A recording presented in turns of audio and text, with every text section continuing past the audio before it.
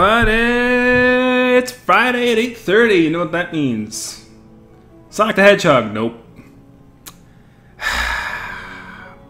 We were gonna play Sonic Mania. I told you last time when I ended we were gonna play Sonic Mania, but we're not playing Sonic Mania. Why aren't we playing Sonic Mania? Well, because the PC Master Race got taken down. So apparently the consoles still get it. The consoles still get it on time, and I've heard a lot of good things about it, but I've tried to avoid spoilers as much as I can. I'm like, I don't hear you. I don't hear you. I know it's good, but I'm not gonna go into it getting spoiled about all these cool little things. I don't want to hear it. I don't want to hear it. So we're gonna wait until it comes out 2 weeks from now. And then we're gonna play Sonic Mania. But for now, we continue our soap opera of Major Minor. I just gotta get the thing up on the Twitter feeds and stuff like that. Let people know what I'm doing out there.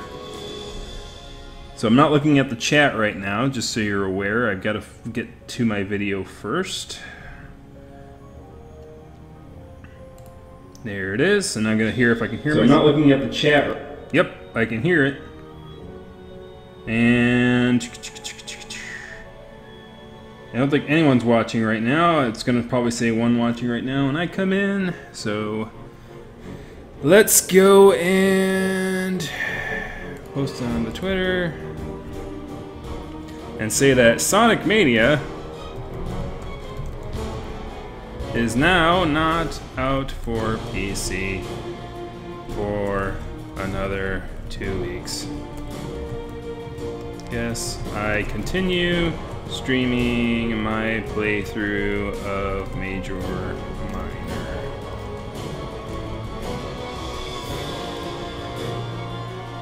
So, yep.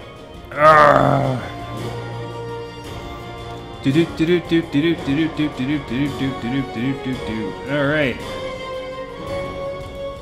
So, last time on Major Minor, we had our meeting with, was it Slate?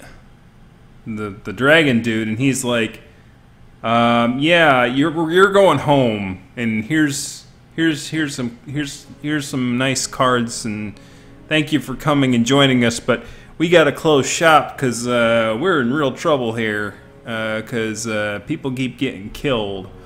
So now, normal stuff, routine stuff. So our characters are gonna try and go home. Rocker unfortunately got himself killed, and Max is on the prowl. She's on the prowl because she's a man-eater. Watch out, boy, she'll chew you up. But anyways, if you don't know what happened, watch the other things, because we should probably get started. It's freaking 8:34 p.m. So we're gonna get started. We're gonna continue. Alrighty. Convention Center, 2nd floor. Doink doink. I lay back in as comfortable a position as I can find. My mind races, replaying the events thus far, as well as playing out potential futures. Just how would this end? Just how would this end? What was my place? Even if I left Tokyo today, it might not be over. The man in the Ark might follow me, especially if my role in Terra is as I was told. In my deep thought, I failed to notice Archeron appear. He fakes a cough in order to get my attention. Terribly sorry for the wait. There was much to discuss with Singe.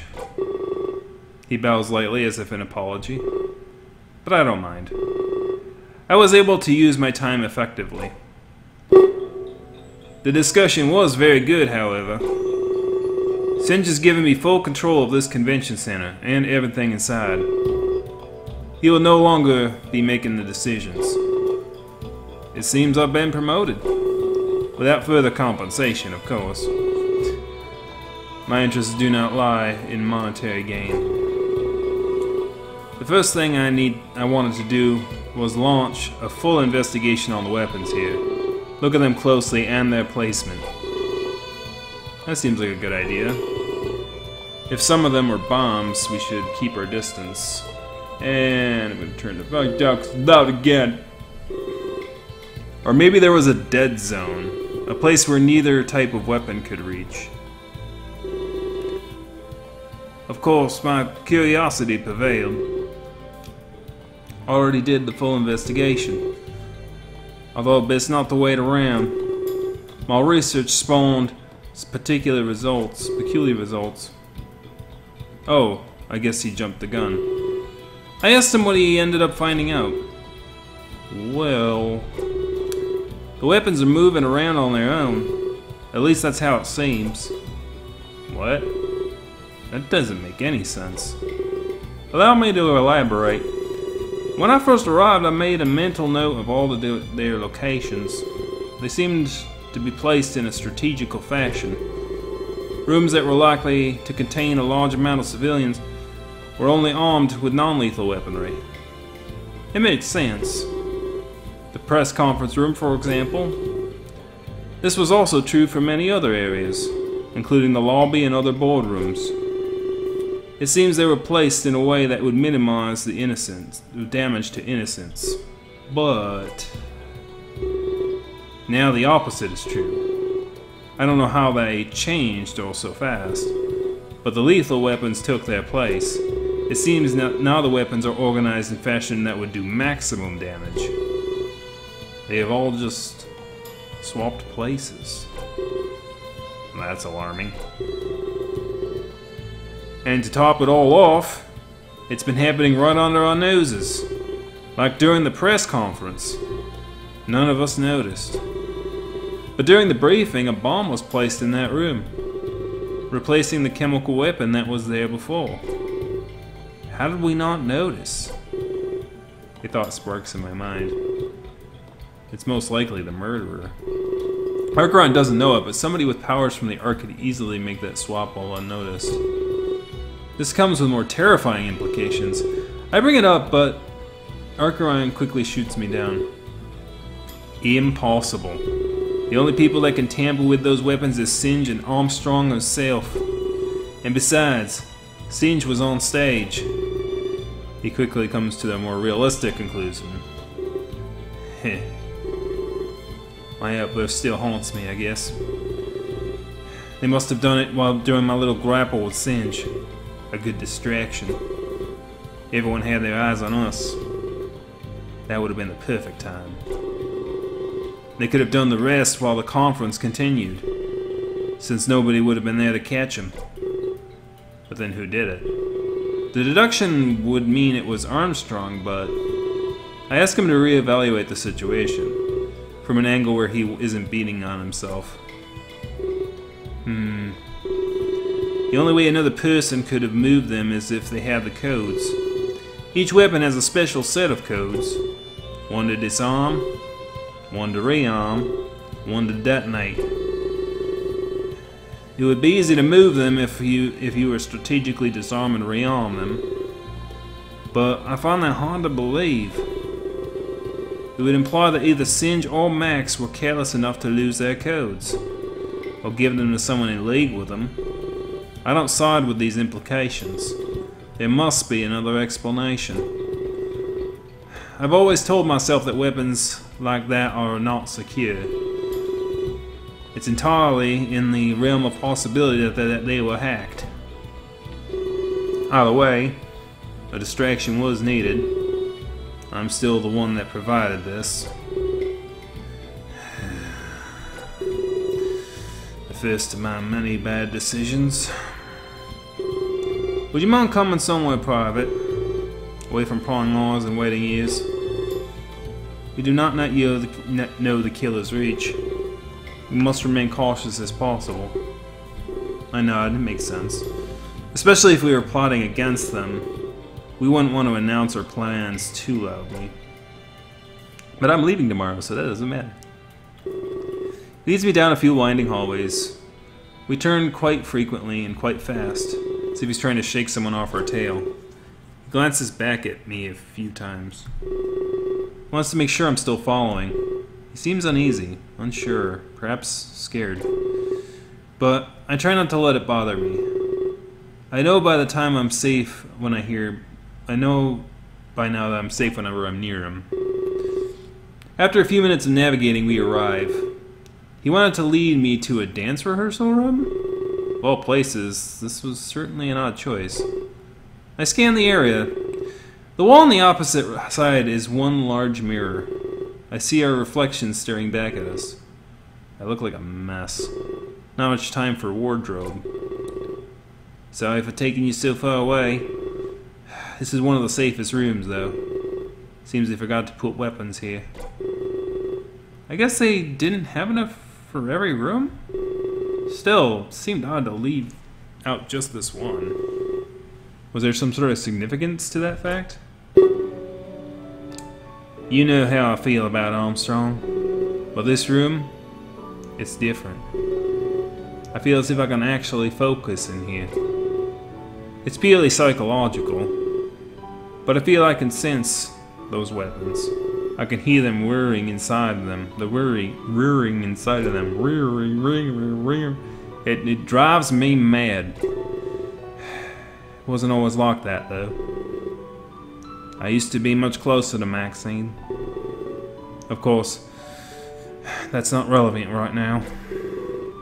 Seems pretty relevant to me. He had to have some reason for hating her so much. I asked him if he'd elaborate on that for me.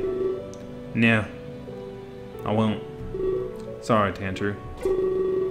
If I ever tell you that story, then it's meant to happen at another time. Flat out denied. Oh well, nothing I can do. I asked him what he wanted to talk about then. Well, it's no less embarrassing, so I suppose I'll say it bluntly. My track record is ruined. What I've been building my entire career, it's all disappeared in the blink of an eye. Clenches his fists together and trembles softly. I must have mentioned this before, but having someone die on your watch, you'll likely never get hired again. It's cardinal sin amongst gods. And why the last one just ran away.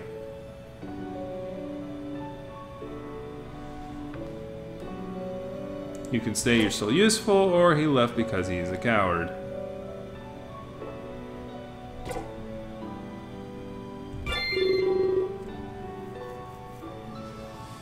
His eyes open wide like he's taken aback.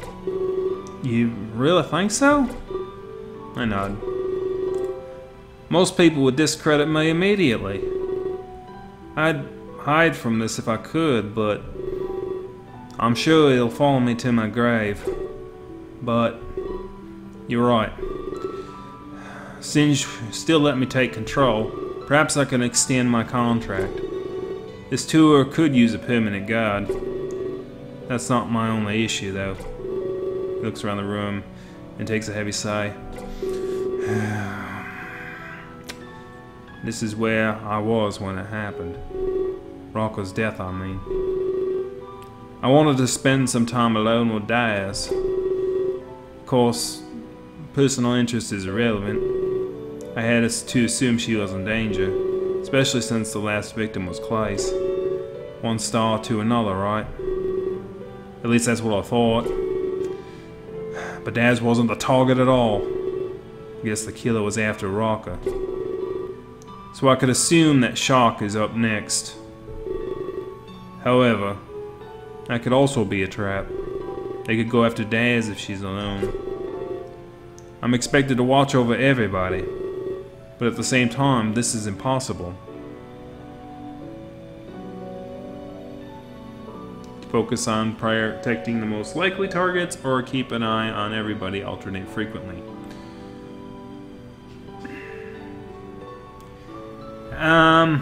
Since I'm the only one here, I'm going to answer quickly. I don't know. It's like, focusing on protecting the most likely targets or keeping an eye on everybody, alternate frequently. I know you can't save everyone in a situation like this, and so, and you know, he's one dude. If you alternate frequently, it's possible that the killer will notice that and take advantage of it, so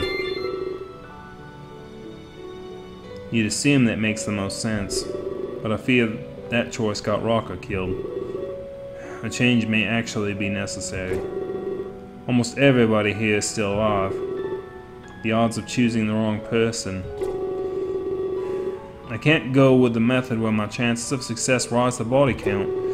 Right now, the error margin is too high. I can't make the wrong decision here. Of course, correct decisions elude me. At first, I thought I could take on this job with an unbiased mind. I did mention that to you before. In fact, I had no prior association with this group. I wasn't affected by Clace's death either. That changed at the press conference, when Singe revealed Armstrong was involved. My outburst caused more harm than good, especially if it was only a distraction. My choice actively caused you more danger. Danger, danger, danger. That was horrible. I can't let that fact go. It's eating away at me, consuming me. It would have had to move the weapons anyway. You know not the future now. Heh. Blunt and respectable. But damages have already occurred. That response gives me little solace. Sure, I can ensure I don't do it again, but little good if y'all are dead. In this world, one slip up can be fatal, and I'm scared I may have slipped up. If only I could disarm the weapons, but that's impossible without the codes. Ask him if he can talk to Singe about the codes. After all, Singe trusted enough to give him control. If he could give him the code and disarm the weapons, well, a large source of stress would be instantly vanished. That's the thing. I asked him, but he didn't comply. I don't think he fully trusts me, especially after I attacked him earlier. Another reason why that was a bad decision. He looks crushed as he tells me this information. Perhaps he felt it was his fault, or perhaps he desired Singe's trust. Do you trust me, Tantroo? I've only ever wanted to keep you safe. I trust you, Archon. That makes me happy to hear. I was starting to feel like I was alone. Can I ask you why? Was there something I did specifically? Be honest, I screwed up lots. Because to be honest, I screwed up lots. Before I can even think, my phone rings. I feel my heart stops beating. Another text message? I hope that would stop. I hoped they would stop. And it feels like I've woken up from a nightmare. I raise my finger and ask him to hold on. He stops talking, giving me time to check. I go through a brief period of hoping it's Singe, or Rook, or Keela. But this hope is short-lived. Go to the lobby. Now. Things will begin shortly. I'm not sure what they could possibly mean. What was about to begin? I stop and think. Last time I got a text, they said a friend would die. I instantly put my phone back in my pocket. I storm out of the room without saying a word, but honestly, I wouldn't know what to say. I assume this person wants me alone. And so, I leave the safest room in the building, into certain danger for myself and my friends, simply hoping that Archon doesn't take this personally, and that maybe he would follow along in secret. Back to save your game, yes. I'm thinking that,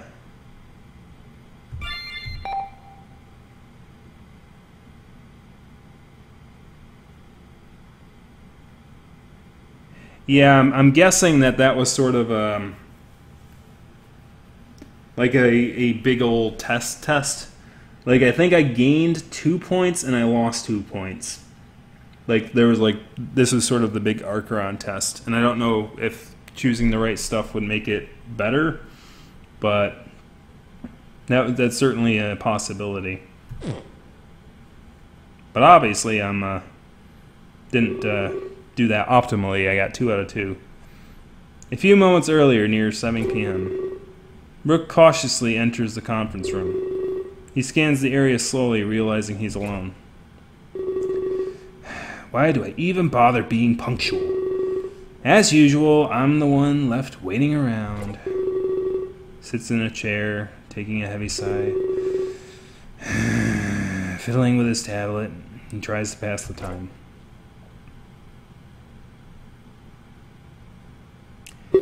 Hello, Rook. He jumps in his chair, startled. You shouldn't pop up on people like that. Why would you want to scare somebody? You know what kind of situation we're in. Pop up on people? It's not like that. You were so engrossed in your little tablet that you didn't even notice me approach. I can't be blamed for that. But do tell me, how is that tablet treating you today? Does he have anything interesting to say? What do you mean, he? Don't play stupid, Rook. I hate how everyone here is full of lies. How do you think everyone here would feel if I told them what's on that tablet? They'd think you're some sort of freak. I mean, you are, but you've done a good job of hiding it. I don't know what you're talking about. Of course you don't. In the blink of an eye, Max seizes the tablet. Catching Rook off guard, she starts to fiddle with it. Hey, give that back! Starts to panic, his breathing coming erratic. That's mine! Leaps off his chair, tries to take it back. Max has no issues dodging his attempts. She laughs mockingly as she browses the contents. You chat with him all day. She scrolls through the on-screen chat history. And almost all night, too. You shut the world out just for him. But why don't you seek something more real? Words on a screen can only do so much. It's affecting the way your friends see you. If that's something you'd even call them. As we all know, addictions can be costly. I've talked to people you work with. They mention your tablet more than you. Max, I'm asking nicely. She continues scrolling. Wow, you confide a lot in this guy. He seems so full of knowledge, too. Let me try to ask him something. She spends a few moments typing. Wow, he responded instantly, and with such detail. Faster than any living being could. Rook huffs angrily, easily accepting her bait. Let me ask them about Eclair. Or perhaps I can ask him about Jade. He must know all your dirty little secrets. Max, I've had enough. Charges at her in a fit of rage. She instantly clutches at her necklace. And suddenly everything stops. Pretty quick to anger, isn't he? Oh well. I was going to restrain him anyway. Pretty fun to get him all rustled, though. If that's his trigger, he must have all sorts of nasty little secrets. She stares at the tablet a moment. Curiosity. Though I guess it isn't really any of my business. I'm just having a little fun. None of this will be permanent anyway. She places the tablet down on one of the chairs. Then she pushes Rook down on onto the one beside it. As he is unaware, there are no signs of objection. The circumstances of Africa were definitely a little different. But I guess I have to make do with what we have and compromise. Akron will know what I'm up to. With Rook on the chair, she grabs some rope. You better get comfy. She ties him to the chair, ensuring it's extra tight. His wrists to the armrests and his feet to the legs. I suppose I'll be generous. She moves the tablet from the chair to his pocket. You're lucky you're just a means to an end. I was tempted to dump this in the water. But that's something you'll need to do on your own, Rook. I can't do it for you. Oh, the things that people do in grief. Doesn't anybody handle things like a normal living being anymore? I don't get it at all. Oh well. Time for the finishing touch. She walks to the other side of the room. The bomb she placed there earlier flashes a bright red. I hope this doesn't scare him too much. She spends a few minutes disarming the weapon, and ensuring it's off, she returns to Rook. The red light on the explosive, now a docile green. Placing the bomb on his lap, she slowly rearms it. Its light turns to red, flashing its new intent. And with that, the stage is set. She grips the gear necklace once more. Oh, you're finally conscious again. Rook looks around in confusion. He struggles slightly after realizing he's restrained. Hey, let me go! I can't do that. I have an important plan for you, Rook. She leans in close to give her words more emphasis. Let's get down to business. You've been wasting your life on that tablet in your own little fantasy. And you're defensive enough to attack me. But it's odd. You passed out right after. Physical exertion must elude you, Rook. I had no choice but to restrain you. This bomb, however, is another story. Yeah, it's a quiet room tonight, Gold Bonnie. I don't know why. It sucks. But yeah, it's quiet tonight. But show must go on, and I'm still recording. So, Friday night, 8:30, as always. Thank you for coming out. She points to Rook's lap, and he notices the bomb. He immediately starts to squirm and struggle. Hey now, don't struggle too much. You wouldn't want to set it off in error. Those words are enough to scare him into submission. He remains stiff as a corpse, his eyes tearing up. Why are you doing this? I never did anything to you. Please let me go. Trust me, Rook, I'm not going to hurt you, and you'll be free to go shortly. That is, if things go in your favor. I'm going to tell some of your friends that you're here waiting to be saved. They also know the disarming codes. It's pretty simple. They can come and save you if they want to. She takes a brief pause.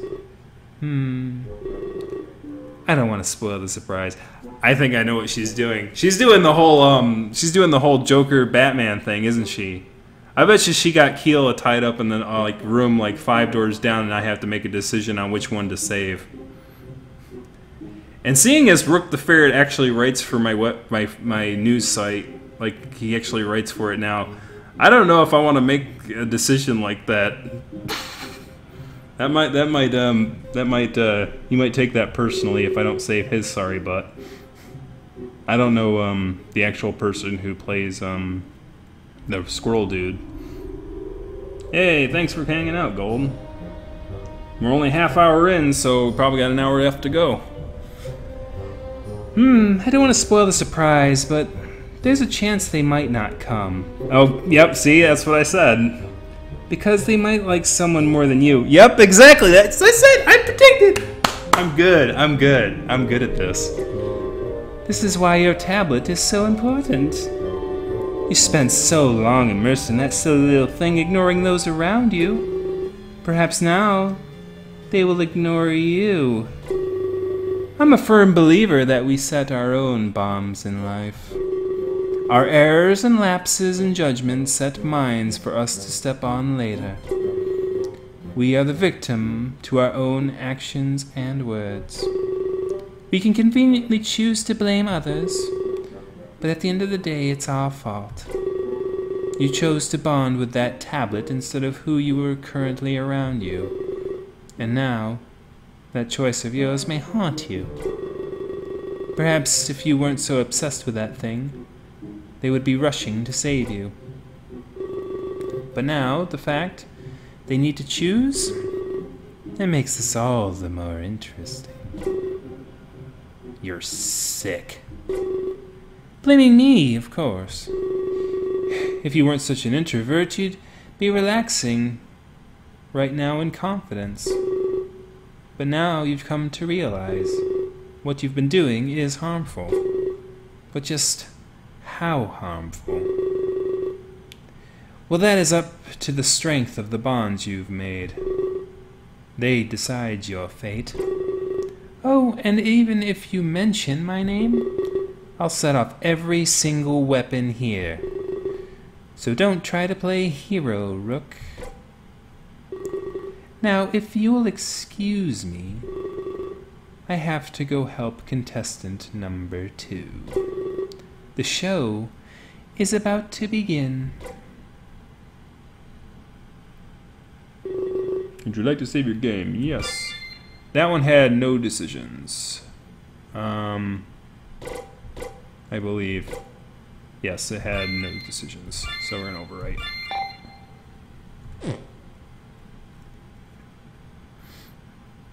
I'm in the lobby. I'm in the lobby. I rush to the lobby, unsure of what awaits me. However, when I get there, I just see a new me. Hey there, Tantroo. I wanted to go outside. Singe yelled at me. It was scary. Sounds like Singe. But what's going on? I was told to come here immediately. Could a new me be part of this whole plan? I inch a little closer to him, just in case I need to keep him safe. What are you doing? He looks a little confused, or maybe uncomfortable. We're safer in a group setting, or I'm going to keep you safe, Anumi. And now that we have a person here, they can make a decision. I'm going to keep you safe, Anumi, or we're safer in a group setting, which the second one's they're kind of similar. The first one's a little more personal. The second one's a bit more kind of weird to say when you're inching closer to someone. It's like we're safer in a group setting. Gotta wait for the compensation and the lags. Internet tubes.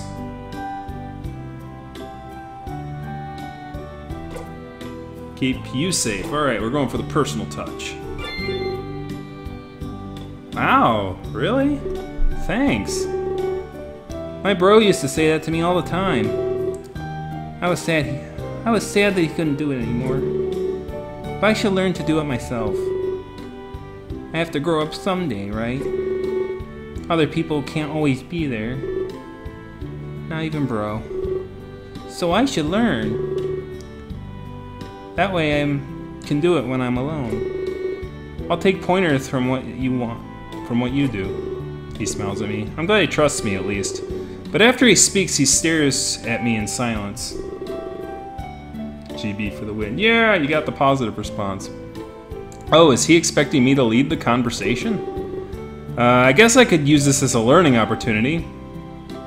So, tell me more about yourself or tell me more about your brother. Now, I don't know if you've played this game or if you've seen the earlier episodes, but his brother's name is Clace, and Clace was the first one to die from the hands of this Maxine lady. And it's kind of how the whole thing started, which is why I said I miss my brother and all that. So we're either going to bring up his deceased brother, or we're going to talk about himself. Hopefully there aren't too many choices, because then it's going to take a little longer, but, you know, internet's going to be internet's blind run for me. Okay. So yeah, his brother's Clace. And Clace died, so we're either going to talk to him about his brother emotionally, or we're going to talk about himself. Alright, we'll talk about himself. Is this like an interview? I used to watch Bro do those all the time. He always wrote out his answers beforehand. So I don't know what to say. I'm older than I look, that's for sure. I love ramen. So I was glad that we came here. I still have to do school on tour. So my brother would help me with the homework. I had a pet fish for a while. I wanted to have a little bro of my own. I took really good care of him. He died. Wow. Definitely jumping from topic to topic. But I guess we were all like that at a young age. I still really feel bad I'm not good at math. Archon had an answer to that one problem. I'm sure that almost everybody, nobody likes math. Oh, come on, math is okay. I'm sure that now he's not alone in that regard. Really? That's interesting. I'm confused with how school works. If you're bad at math, they think you're not trying hard enough. They push you. Sometimes they say you're not even smart. But if you're bad at writing stories or art, you get a slap on the wrist. Some people are born artists, they say. What if I'm born to be bad at math? I shrug. I guess he has a point. Like, it's certain maths I'm good at. Algebra I'm good at. Geometry, I freaking suck balls. I suck sine, tangent of whatever that stuff. Blah. I was always terrible at that. Algebra I'm really good at though. Calculus is decent. Integrals okay. Like not any, but once you get those, once you get trigonometry back in there, forget it. As soon as they did like integrals of tangents and cosines, I'm like, no, not this stuff again. Different subjects are treated different ways. But anyways, I guess. Before he can continue, he's promptly interrupted. Archon descends the stairs into the lobby. Okay, so it tells you when the conversation is optimal. So yes, the conversation I had with Archon earlier was not optimal. He notices the both of us and quickly approaches. Hey, you two. Glad you're both safe. I was about to do more rounds. Need to ensure everyone's survival. I notice that he has a phone in his hand. Something I've rarely seen him holding. When he sees that I notice, he puts it in his pocket. So how are you two doing? I'm doing okay. I wish my bro was here with me. Surely you do. I apologize for bringing it up. I didn't mean to open any wounds. I don't have any wounds, that's okay. It was a metaphor, Numi. I see. What the... Again, he's interrupted, but this time by a high-pitched screeching noise. Feedback from the lobby speaker system? Inumi quickly covers his ears in fright. I look to Archon, and he seems unaffected. That is, until the screeching subsides. The cliché lobby music that was playing doesn't return. Instead, a voice greets us and chills me to my core. Would you like to save your game? Yes. We had some choices there, and apparently it was optimal. But we're still gonna do it. Hello, Tantroo. Hello, Archon. Inumi too? Unexpected. The voice is warped and heavily modified. I can't tell who it is, or their gender, but I know that without a doubt, this person is the person who is texting me, and by extension, the Midnight Killer, the murderer of Clace, and Rocker too. Whatever plan they had, it was being put in motion. I clench my fists and look to Archon. He looks scared. I've never seen him like this before. Inumi inches closer to me, as if to seek safety. I'm going to be blunt. Let's start this. Nobody else enter the lobby. If you do, every weapon will detonate. You all need to stay where you are. I only have business with these three. So this is being broadcast throughout the entire building? I guess they aren't dealing with just me anymore.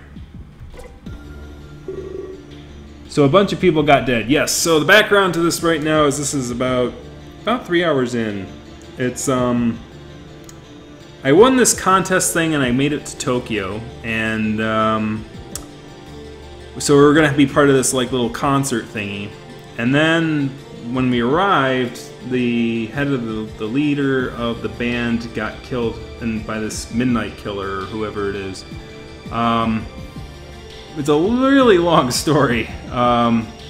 we kind of know Maxine is the one at this point. Like the person who made the game didn't really made it plainly obvious that she's the one that's causing the issues. She has like powers gifted by this arc person, and she can kind of stop time and do things like that, which is what she did with Rook earlier. Show yourself. Don't hide like a coward. Not yet, Archon. I need to keep a distance for now, in case there's any disobedience. You three are gonna do exactly as I say. Any deviation of my course will result in detonation of every weapon here. And if you don't believe me, just try me. I don't think it's worth it. A gamble shouldn't decide your fate today, not the fate of everybody in the building. I'm scared. Inumi is shivering in fright.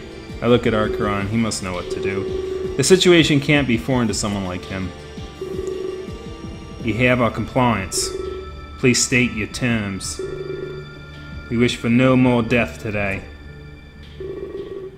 Pains me to say this, but your wish will go unfulfilled. You only have the ability to mitigate. Damages will still be caused. So I advise you to listen carefully. Very well. Archeron looks at me, showing signs of regret. Like he failed to stop this from happening. I gave him a look of confidence. We can take this head on. We won't let them win. I need to talk with Tantroo. The situation pertains to him the most. I stand tall and strong. As soon as you arrived in Tokyo, you met two people, Rook and Keela. You spent the day getting to know them. That is, until things went to hell. I nod, unsure of where this may be going, but filled with fright at all the possible scenarios. I've been watching you ever since then, on your little adventures through Akihabara. It makes me sick. Too joyful and campy. You need to learn about consequence. Something you haven't yet faced, and something you must come to understand. Especially if you wish to save anything. You'll never do that without sacrifice. This is the first rule I will teach you.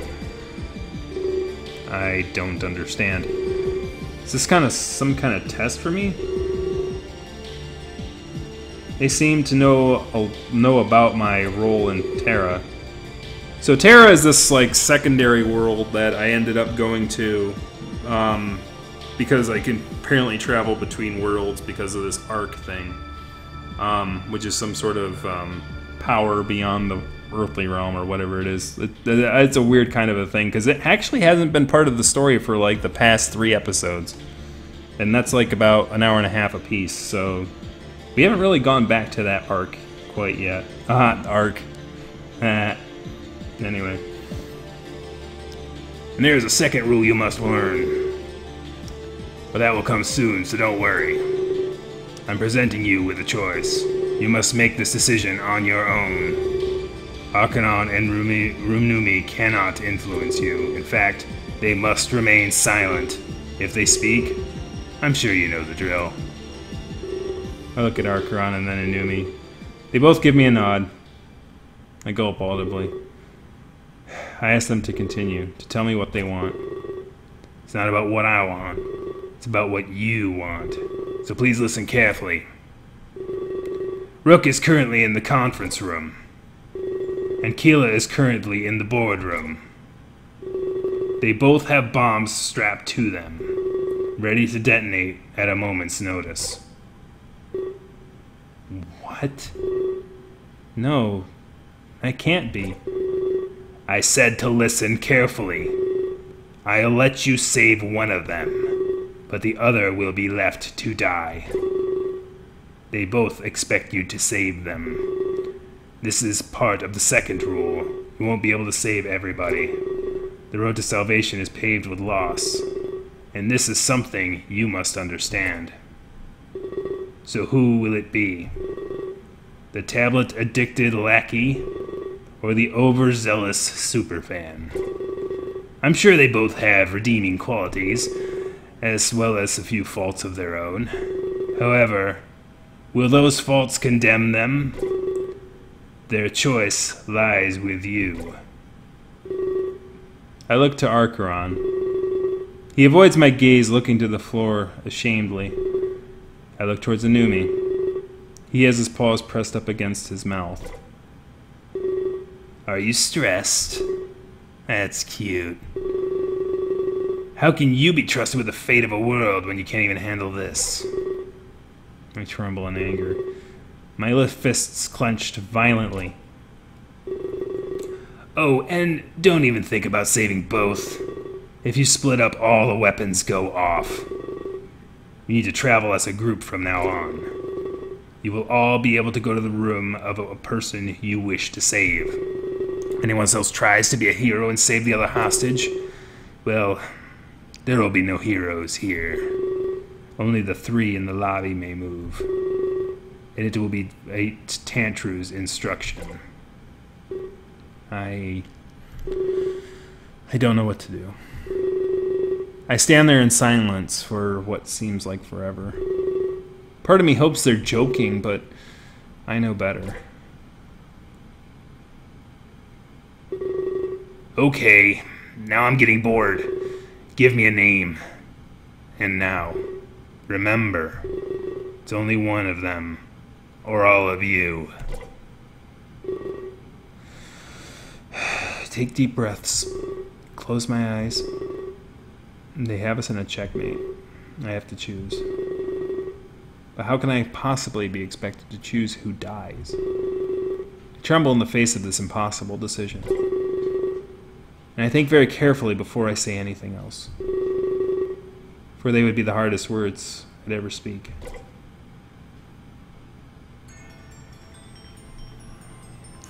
Well, duh, this choice will affect the flow of the story, I know that. That's an understatement of the century. So, Rook or Keela? Now, Keela had this kind of voice like this, and he kind of met me on this. I kind of have a solid voice for him, so I kind of like him in that way, because I certainly have a good voice for him, and I would really hate to not be able to use that voice again. It really would suck. Rook, well, yeah, it sucks, right? You know nothing about these two, so I guess I'm going to have to make the decision. Now, the interesting thing about this game is that, and might be something that, oh, there's another person on, so maybe they might be able to help make a decision. It might be, if I don't know if it's Strangelove or anything like that, because if he just showed up, then you missed some intense stuff due to, I don't know who the other person is. I'll give him a chance to chime in the chat if he needs to. But this is a big decision. Because for one, the interesting thing, and this is something a lot of I discovered as I was like doing a little background into this game. Actually, I kind of discovered it because of like coincidence. But Rook, each of these personas in this game actually has a furry behind them. Clace even, and like every one of them. So basically, you can look up their personas, and they actually have their actual furries. Rook actually wrote an article for a furry news site that I actually am the editor on. So if I don't choose Rook, I'm going to feel very embarrassed that I'm saying, well, the person who wrote an article for my website's going to die. And for Keela, it's like I got a really good voice for him, and I don't want to get a real good voice from him, and I don't want to lose it. I don't know. I don't know.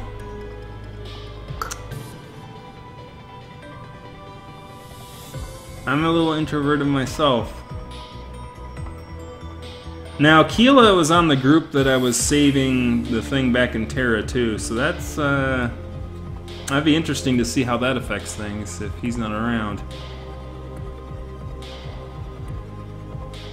I'm gonna give myself 5 more seconds, and if I don't figure it out, 5, 4, 3, 2, 1. Sorry, Rook, but Maxine was right. You made a difficult decision. Good. I'm glad you were able to choose.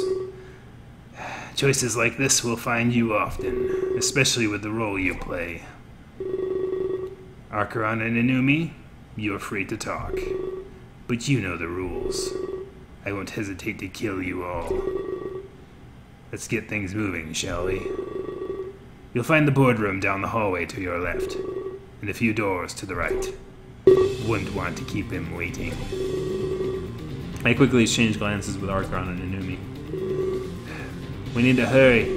Stay calm. Follow me. He starts bolting down the hallway. I look at Inumi. He has a face of utter terror. You shouldn't have to go through this. It's not fair. I place myself in front of him.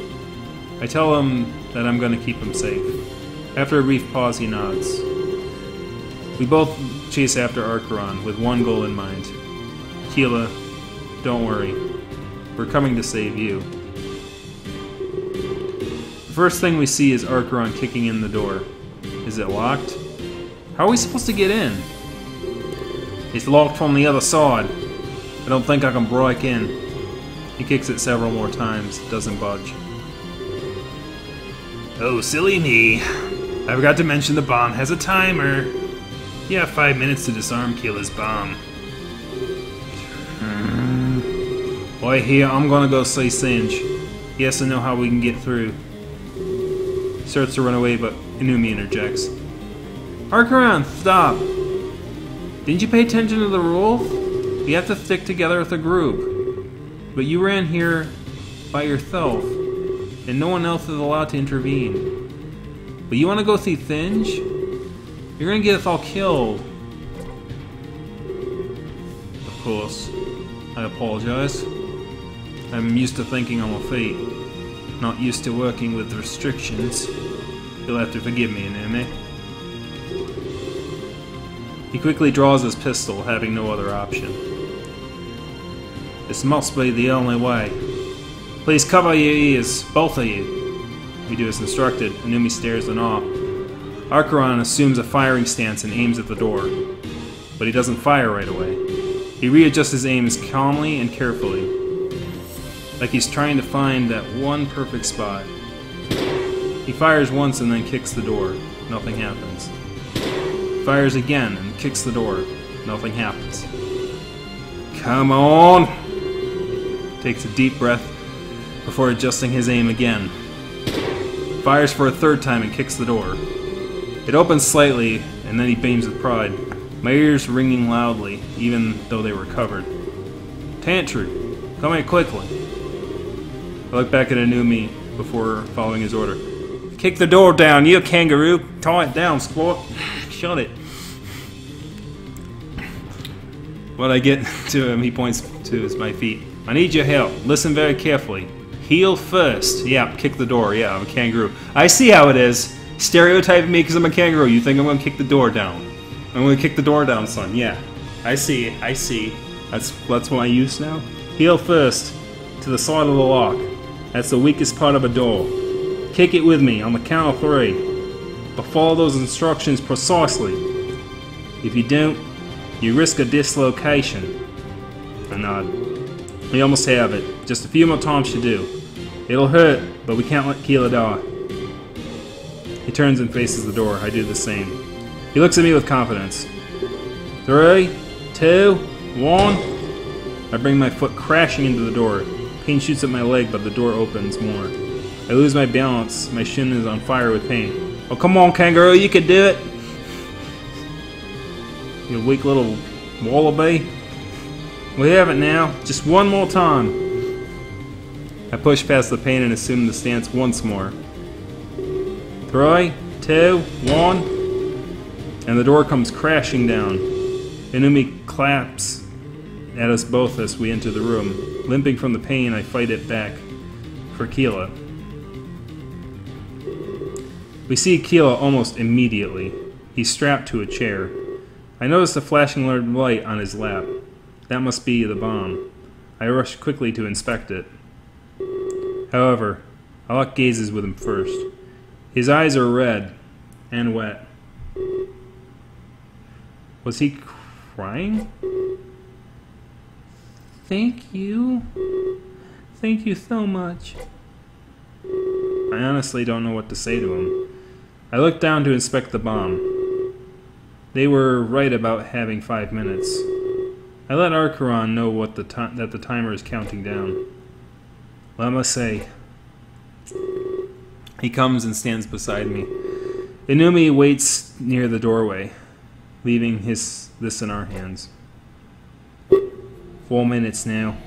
We can do this. Remain calm. Takes a deep breath and examines the bomb. White. A non-digit numerical keypad. Now, I'm going to put a little critique here. Inumi left the room, so his character icon shouldn't be there, game designer. Get him out of here. Like, if he's gone, then he's gone. Like, there's still pictures, but still, immersion. A non-digit numerical keypad, as well as the button for the number 0. Too many combinations to just guess. This is impossible. We were set up. He tries to remove the bomb, but it starts beeping. He winces in fright and quickly leaves it be. Hey, nobody said you could remove it. Try that one more time, and I'm going to blow this building sky high. Got it? Archeron gulps and nods. Besides, you do know the code. I'll give you a couple of hints. It's a number that the 3 of you know. Surely you've heard it somewhere before. And to top it off, it's 4 digits. That could be anything. I don't appreciate these games. It's not too difficult, Archeron. You're good at solving problems. This one is no different. How many attempts do I get before it detonates on its own? Just 3. And you get no more hints. Other than that you heard the number today. Good luck. I'll be in touch if you win. They commence radio silence. 3 minutes left. What could it be? Think, Archeron. Think! I try to think as well, but I'm drawing blanks. I start to worry that this game is rigged too. Archeron, Inumi, and myself all know this number? It's 4 digits as well. What could it be? Or did they mean Archeron, Keela, and myself? There's variations of the term 3 of us. They should have been more specific. It's almost like they were doing this on purpose. I trace my steps back to when I first met Archeron. If we heard it today, we would have heard it as a group. We took the limo together, got escorted inside, we went upstairs and waited until the conference. We were all together then, that makes more sense. Could it have been something said during the briefing? But I don't recall any numbers mentioned at that time. I stop and think, replaying the conference in my head. 2 minutes remaining. Archeron quickly leaps forward and enters some numbers. But they're incorrect. He growls and punches the floor. Damn it! I was almost certain. Keela is panting heavily, his eyes watering again. He looks terrified. I feel so sorry for him. He stares at me, his body as still as a corpse. Perhaps he's terrified he might have set the bomb off. Try 2020. It's Clace's birth year. We should all know it, being here. That does make sense. We're all here as part of Clace's tour. It's definitely implied that we should know about him. I look to Archeron as he nods. It's not that. Can't be that. I lean forward and look at the bomb. Hesitantly, I type the number 2020 onto the keypad. But it's not correct. Damn it. 1 more minute. Please do something! The timer decreases to double digits. Is this how it ends? Because we forgot? Archeron starts breathing heavily in a state of panic. Even if we gave up, we couldn't flee now. We wouldn't be able to make it out of here in time. 45 seconds. I revisit my time in Tokyo over and over again. Like my life is flashing before my eyes. But I still can't remember any numbers. We must be getting played. I don't believe it. They were cruel enough to give us hope before death. We were probably never meant to disarm this bomb. It's this thought that breaks me. I start to cry. 30 seconds. And our fate becomes more lucid. Am I meant not to save Tara? Am I not meant to save even a single friend? No. Seems like they're denying me everything. 20 seconds. I close my eyelids tightly. Perhaps I'm too cowardly to stare death in the face. I bet you I'm gonna do like the time freeze thingy at this point, because I am supposed to have that power and I really haven't utilized it yet. But my foremost thought is simple. Please don't hurt. I hear Archeron, Inumi, and Keela speak, saying what I can only assume is their final words. However, I have nothing to say. I simply wait it out, with the realization that I'll never save a single soul.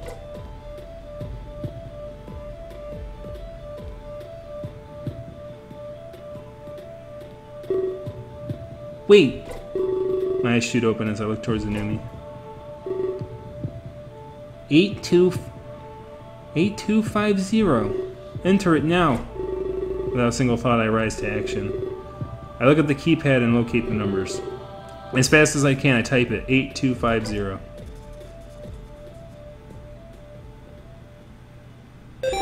The red light on the bomb becomes yellow. After a few moments, a peaceful green.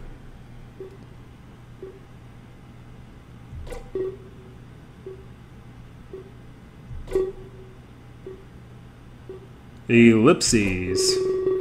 Before we can rejoice at our survival, our worst fears come true. Sounding from above.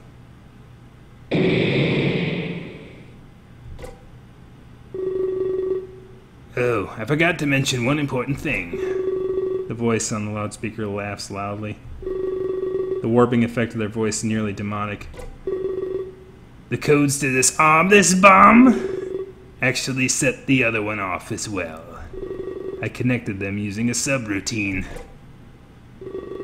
You just killed Rook, Tantroo. My heart sinks to my stomach as I hear these words. Just part of your final lesson. To save, sometimes you need to kill. The path to salvation is stained with blood. Why are they doing this to me? I could never kill anyone else, let alone Rook. I even stressed this fact to Endymon and Conrad. Whatever you're thinking now is irrelevant. They are already dead, by your hand. I did say it would be your fault. Don't you remember my little texts? I suggest you rush to them now, to see if any bits and pieces are left. Or perhaps if they miraculously survived. I look to Archeron, Inumi, and Keela. My heart is racing. This feeling of guilt is immense. Let's go. We have to try. Archeron quickly takes out a knife, slashes the rope, freeing the captive Keela. We must not rush him into anything. He'll return to his senses on his own. I nod, and we dash out of the room. We quickly head to the conference room where Rook was. Well, here... Oh, so Keela passed out? I don't think that was ever really mentioned. I mean, I can assume that he passed out based on that, but Keela stays behind, letting these events settle in. It would be a long time before he was okay again. As soon as we get downstairs, we notice the rubble. The entrance to the conference room is fully collapsed. Smoke wafts out, and we can smell the destruction. It was immediately apparent that Rook did not survive. Inumi bursts into tears and starts crying loudly. Archeron clenches his fist in anger. All I can think, I'm the one who did this. I wish that wasn't the case, but I can't deny it. I'm at a total loss for words. I don't know what to do. Is Archeron angry with me? Is Inumi crying because of what I did? Furthermore, how am I supposed to handle this? Rook was a good man. He was very helpful. In fact, he was the paramount to this tour. But now he's dead. By my hand. There had to be a way to bring him back. With this power that I have. With all these parallel realities. There had to be a way to undo this. Rook, you have my word. Your death will not be in vain. It has sparked the flame of revolution within me. I will save Terra. I will bring you back. And those who oppose me will fall. I walk towards Inumi, his eyes still streaming tears. He looked up at me, trying to tell me something. I know, but he's crying too much to get it out. I place my hand on his shoulder. I tell him to take deep breaths and guide him. A few moments later, he's sufficiently calm.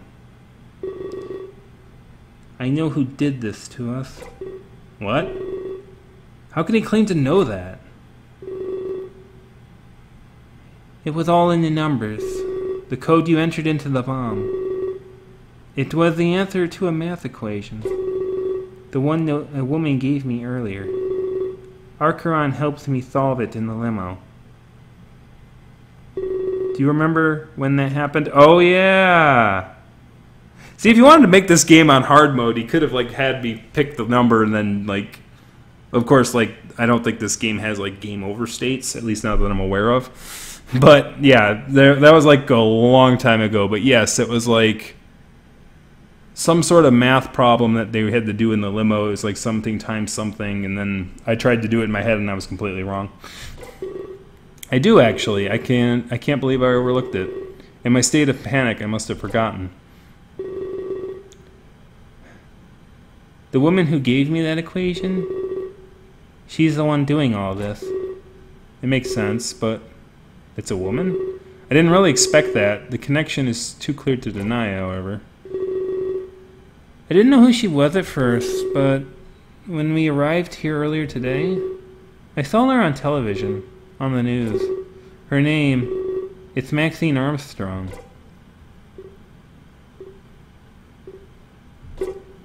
What? I knew there was something off about her, so Maxine Armstrong is the Midnight Killer? She killed Clace? She killed Rocker? And she was given powers by the man in the Ark? I don't know what to think. Can I trust no one?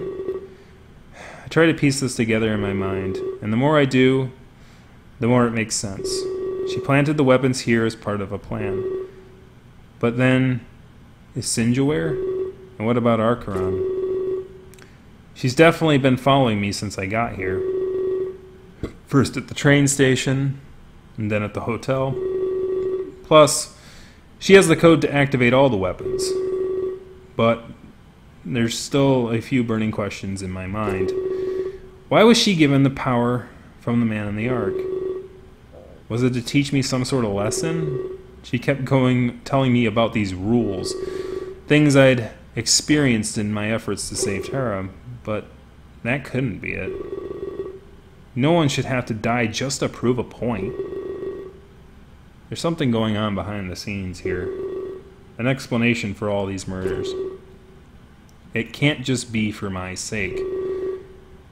That would make me partly responsible. For the death of Clace and Rocker, too. No, there had to be other factors at play. I'm satisfied now that the culprit is revealed. I quickly turn around. Archeron has to know this, but as I start walking towards him, a pain assaults me. Like an arrow to the chest, it stops me in my tracks. Uh-oh. Not now. No. I need to tell Archeron and Singe, too. The fate of everyone depends on it. Immediately I fall against a wall for support. I cry out in agony, but my pleas for help are unheard. Archeron and Inumi seem to be frozen in place. I recognize this sensation. The Ark. He lied to me. He gave powers to Maxine Armstrong, and she seems to know about my role in Terra as well. What else has he been lying about? What is he up to? It gets harder to think clearly. My breath is short. I slide down the wall, collapsing on the floor. Why did he give her powers? Why did he make her kill? What is my true role? Why did Rook have to die? I'm sick of being his pawn. I'm sick of the lies. This time, I will fight for the truth.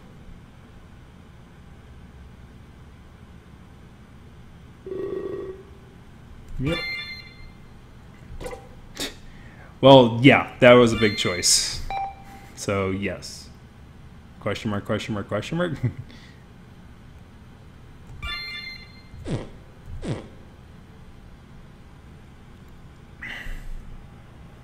When my vision returns, I find myself in the Ark. However, something seems different. I feel scared, lonely, helpless. The pain has vanished. I'm suspended in the air. When he appears before me, fright overtakes me. My attempts to flee are useless, just as I had thought. Much like my previous visits, I'm unable to move. You cannot escape fate. Please stop struggling. You must have many questions to ask, and for that, you should be relaxed. Relaxed? Yeah, right. Not this time. I immediately demand an explanation. Why did he give Maxine Armstrong powers from the Ark? And why is she killing those involved with the tour? Interesting. I see you've caught me. Yet your concern still rests with others. I expected you to act in self-interest. Perhaps Velquez is right about you. Don't worry, you're still the savior. The lies are only from myself. Perhaps it would be best to start anew. He snaps his fingers and I fall to the ground. Wait, ground? That doesn't make any sense. There's no floor beneath me. I can see nothing but an infinite expanse of space. Still, I'm able to rise to my feet. I'm no longer held back or hindered by this place. I walk towards him and face him as an equal, with the feeling that I can finally combat my fate. Where should we begin? He stops to ponder for a few moments. Oh, of course. Some people would call me the ferryman, but you can call me Ryo. I've been stuck in the Ark for eternity, but part of me wants to leave. I feel like I'm missing out on so much. That's why I gave Maxine Armstrong powers. I need to find a worthy successor.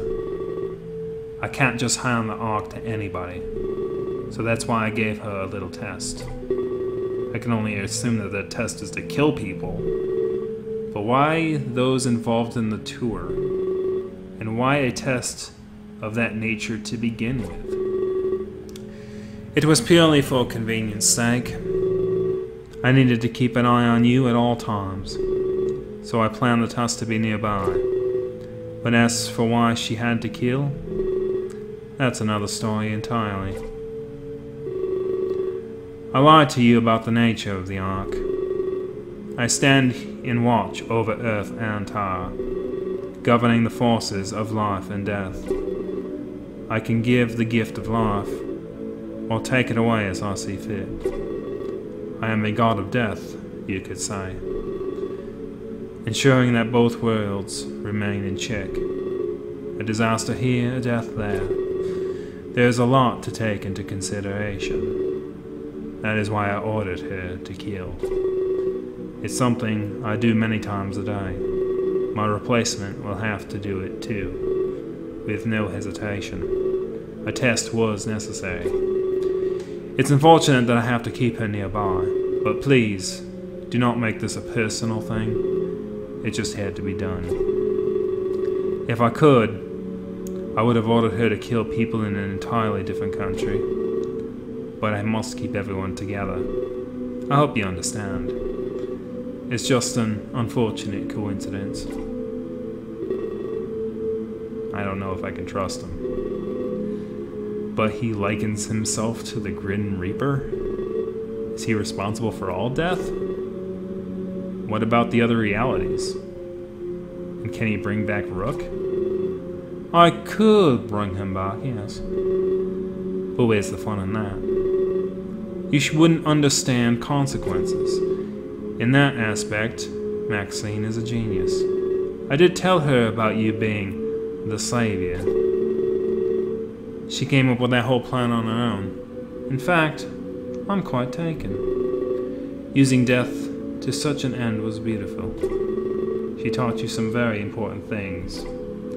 Yeah, this guy we met at the very beginning, and he claimed that I was given some sort of powers or blah blah blah, and then there was some backstory about like him giving one of the, like, he gave Maxine the power, like a goal of killing people, and he gave Archeron the goal of protecting people, which is the security guard dude. And I was unaware of both of that. Like, my character was unaware of both of that, but the narrative kind of showed you that along the way. Which, I don't know if I agreed with that decision, quite honestly. I mean, it is what it is at this point, but, like, me finding this out for myself, like, if this is like a first-person game, I always feel like I should be surprised when the character is surprised. And if I understand all this background stuff because of exposition, which happened down the line, which is why this game is like, what, we're 10 hours in at this point? And there's a lot of exposition for sure. But, yeah, this dude is apparently the controller of two worlds, the Terra and the Earth, and something like that. So yeah, this dude's somewhat of a goddish type character. I don't know, like he's got some weirdness to him, so I don't know whether or not, like, if he's telling the truth or not, because he seems to be very dishonest. But we're gonna find out. All right, Ryle. 1, you need to face consequences. 2, you won't be able to save everyone. 3, others will die by your hand. There is little else to add. But you've taken your duty lightly, so a display of truth was needed. Terra will not be saved without death. It's your duty to save Terra. More friends will die. Foes will appear. Either directly or indirectly, you will be the cause of many deaths to come. It is important you realize this. And about the other realities? Oh, there is only one of everything. Only one tower to save. Only one Earth. Wait, then that means...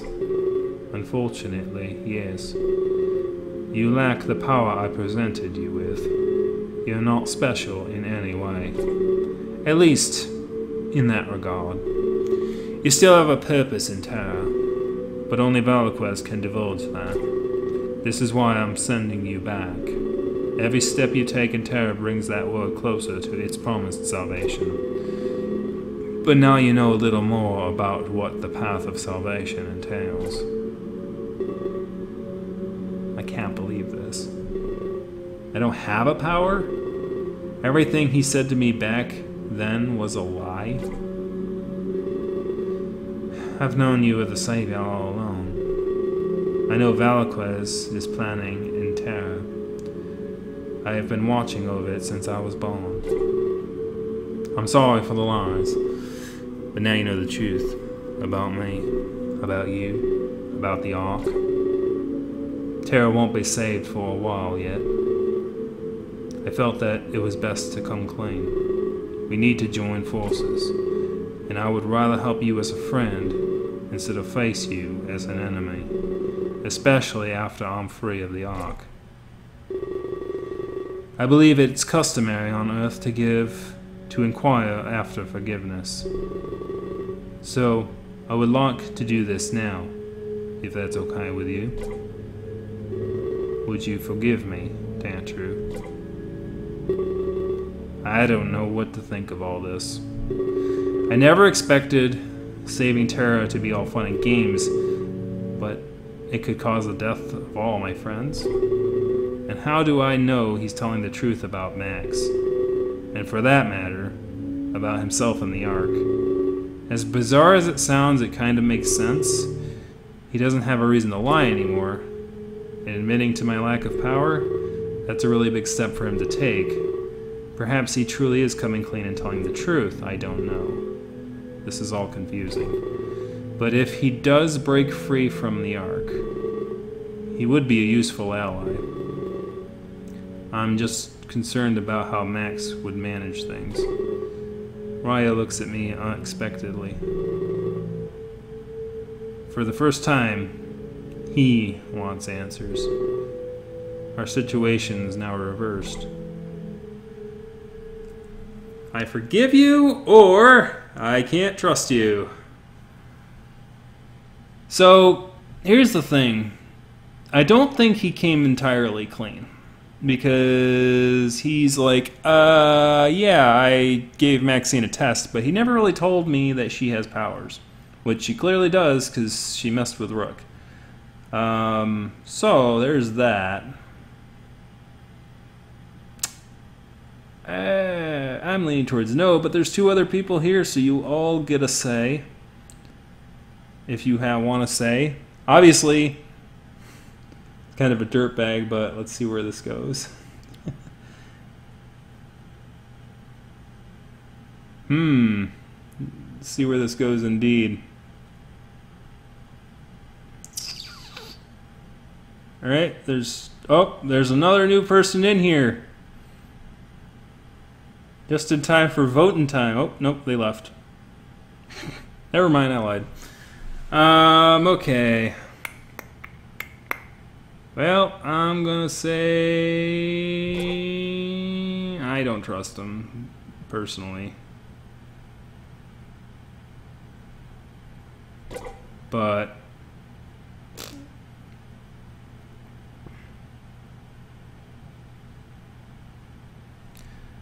whatever. I forgive you, Ryo.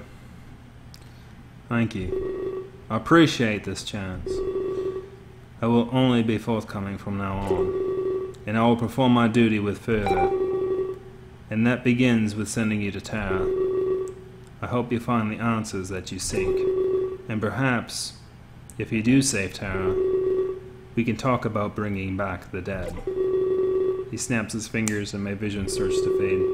For the first time, I'm terrified of going to Tara, as the true fragility of things now torments me.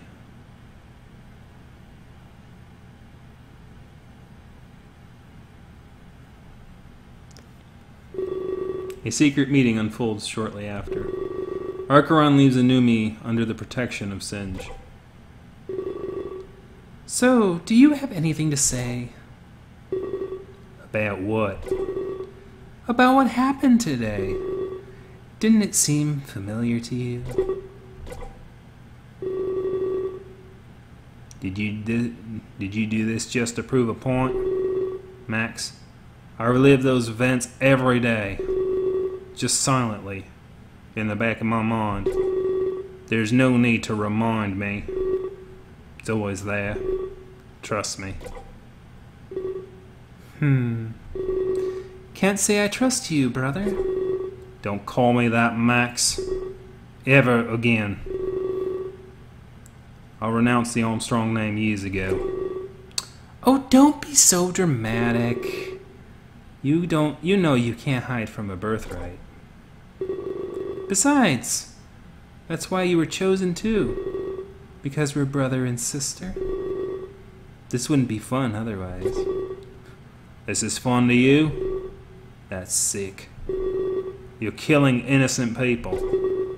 And you're letting it happen. Can't take your eyes off Daz, can you? It let me do all sorts of cunning things. Normally you have everything in your sight. That is, until you see a pretty girl. Mocking me? Some things never change. It's the quickest way to get under your fur. And it's so amusing for me to watch. but there are more pressing matters at hand. I want to talk to you about this game. I'm listening. You know you can't win, right? Especially after what I pulled today. I have more in store. Trust me. This was just a tip of the iceberg. What makes you think I don't have plans? You should stop assuming things, Max. Funny. If you had plans, no one would be dead. I'll give you an A for effort, though. This game is going purely in my favor. However, it doesn't have to stay that way. What do you mean? The rules. They didn't ban teamwork. What if we did this together? We could rule the Ark as a family. Then you wouldn't have to worry about losing. You can't deny it. I use the power better. I haven't really used it at all. I don't need a power to win. I've always been able to outsmart you. So confident for someone who's losing. Look at everything I've done so far. You really think you can beat me, Archeron? You've only killed 3 people. You're not even halfway done. Just 3? Not at all? I've been in Tokyo for a while now. The Midnight Deaths, you mean? I forgot about those for a moment. Clace wasn't the first one you killed? Of course not. He was one of many. And they were all just practice kills. I have this down to a science. I'm winning. I've anticipated every possible move. There's nothing you can do to stop me. So in the face of loss, why not team up? I don't know. I was raised to prefer an honorable loss. A dishonorable win is not in my nature. That's something I wish you were taught. The stakes are too large to stick to values. Remember what we'll be capable of. Sometimes you need to discard your views, especially in the face of the greater good. You can achieve honor through dishonor. That's a paradox, Max. You can justify this any way you wish, but I want to win by my parameters. However, things haven't been going my way, so let me speak hypothetically for a moment. If we team up, could we still play to my objective? Yeah, she's a little bit textbooky villain insane. Now, her plan is, and this is the whole thing behind this, is that with these powers, like these two are fighting for what is the Ark. So the Ark is the guy, the ferryman who has control over life and death. So dude told her that she can, you know, she can bring anyone back she kills as soon as she has the Ark. So she's not really seeing these guys, like people's deaths, as a permanent thing. So she is kind of playing the role really well, I will say. So she's sort of good at playing a psychopath, but her idea is that these two siblings are more like, it's a weird thing, but yeah.